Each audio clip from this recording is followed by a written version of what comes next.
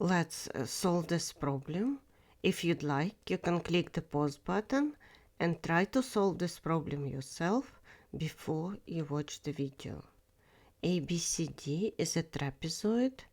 BC is parallel to AD. Angles BCG and CGD are equal as corresponding angles. Since BC is parallel to AD and BC is equal to AG, ABCG is a parallelogram. Angles BAG and BCG are equal as the opposite angles of a parallelogram. Therefore, 2 alpha is equal to beta. Triangle CDG is an equilateral triangle. All angles are equal to 60 degrees. Beta is equal to 60 degrees and alpha is equal to 30 degrees. Angles AGC and CGD are supplementary angles.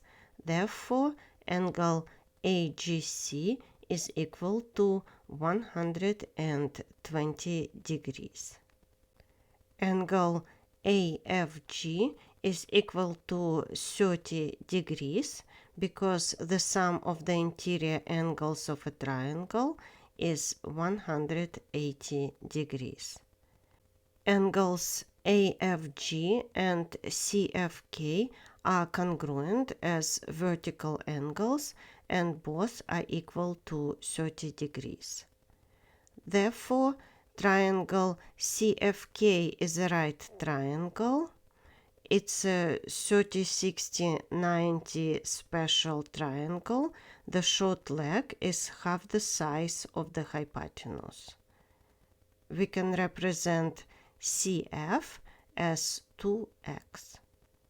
By the Pythagorean theorem, CF squared is equal to CK squared plus FK squared.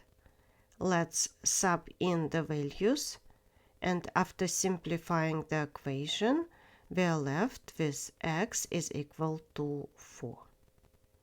Thank you for watching. If you found this video helpful, please consider to subscribe to help my channel grow. Thank you.